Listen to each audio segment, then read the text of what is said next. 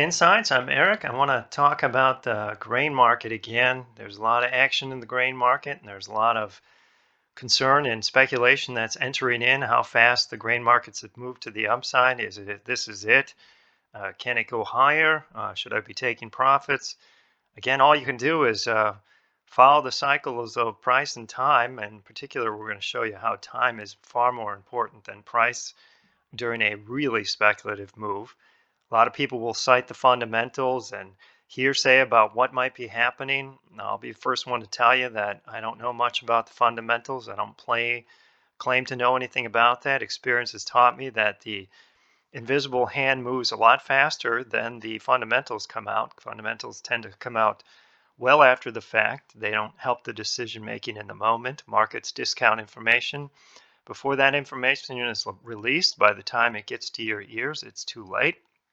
The profits have either been made or lost at that point. So let's dig into examine how far the grain markets have moved up to this point and where they could go from here. I think to answer that question, we're going to have to study the silver market. We're going to start that study here in May of 2020, and we can see the move that was generated. Doesn't look like much. Looks pretty non-speculative. We've been caught ever since then in a frustration phase, but we're not going to dig into that. Anyone who's followed silver through the blog knows exactly what the frustration means, and they know exactly what we're waiting for. But in terms of the impulse that we're talking about and trying to decide how this is going to affect the grain market and whether or not corn and wheat and soybeans can go higher, we have to study silver. And as we see, the breakout in silver occurred on early May of 2020, and we quickly shot up to a 2 standard deviation price move, 15 and 18%, of which after about 15 or 16 days, everyone's like thinking, hey, this is great. I'm going to take my money off the table. I will point out that this is the price cycle and this is the time cycle. And within that, I want to compare the two time scores, cycle scores, which were still below zero, which tells me that this is an early cycle move. I've often said that the price cycle has far more flexibility than the time cycle, and in an exceptionally speculative move, you can see the price cycle go up 2, 3, 4, 5, 6 standard deviations or more.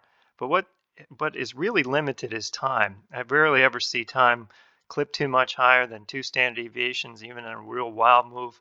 A real frenzy will get up to 3 at the most, maybe 4, but usually price starts to peter out even when time reaches about 3. And we're going to show you that in a second. So we scroll down here, we can see silver was sitting on a 15 to 18% return. And then all of a sudden, wow, boom, here we go, 3, 6, 7 standard deviations. We go from a 13% return to a 50 to an 80, 87 peak. 7 standard deviations, 8 standard deviations right here. That's a pretty big move, and the problem that you have here is time. If you cut it off too quickly before time matures, and maturing time starts right about here, and that's we've already achieved 20%. And I said it gets up to 3 to 3.5 in a really speculative situation. That encompasses a big part of that game. Now, once you start crossing above 3 and you start to see these types of numbers, even 2, 3, 6, 8, this is crazy. Anything above 2, you keeps an eye on and say that could be it. Anything above 3, you know you're getting close to the end. This one went as long as 4, but by that time, it never got any higher. Got to 82%, never higher than 87, so it didn't even justify holding much longer than this. Time is the critical study factor when it comes to how far is how much is too far, too fast, and what could wheat and corn and soybeans do. So we have an idea of how this plays out. Let's take a look at the grain markets, and I've isolated the grain markets in these particular cycles. You can see similar numbers, and if we remember, those equated to roughly about a 15% return, maybe 20% return, and that's probably factored in here, in particular in wheat, because wheat wasn't even doing very well until just this impulse. But this has a similar setup to silver. These numbers are not impressive. They're not even over, they're barely over zero. This one's slightly over zero. This one's still negative. So you got to be careful if this is a really speculative move. If a lot of people are coming, non-professionals are coming into the grain market, we're starting to see that these numbers can have a lot more flexibility associated with them. They can push up a lot higher. How high can that go? We don't know, but we do know that this is going to be limited to two or three, and no more than four standard deviations. So 3.5 is usually my cutoff. When I see that, I'm done. Three to 3.5, but we're not there. So you might want to consider that these numbers have more flexibility. If they have more flexibility, they can go higher. If they can go higher, they're going to produce a higher return.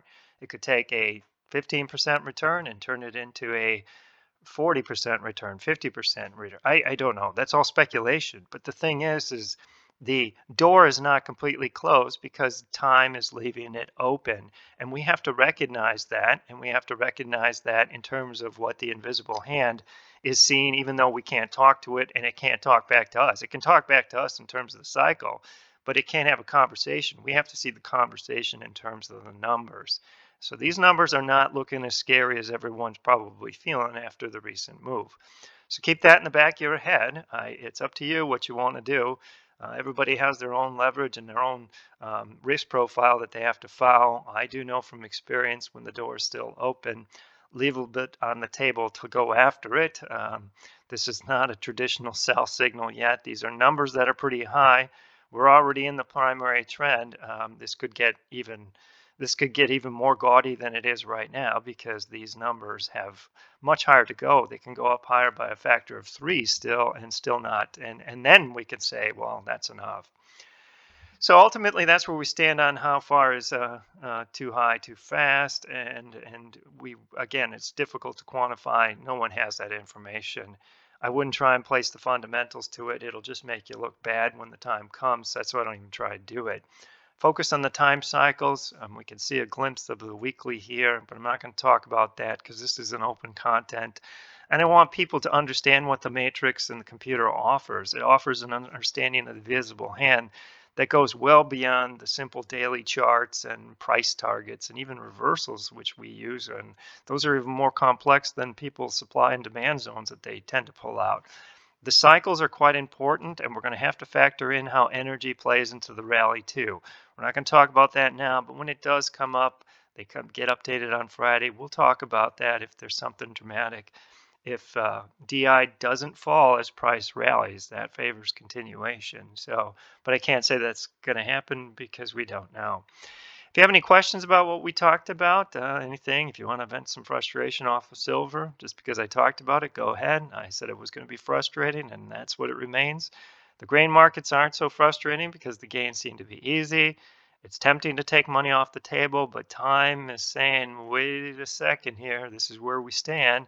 So it gives you a slightly different perspective, and that's the whole point of doing this review.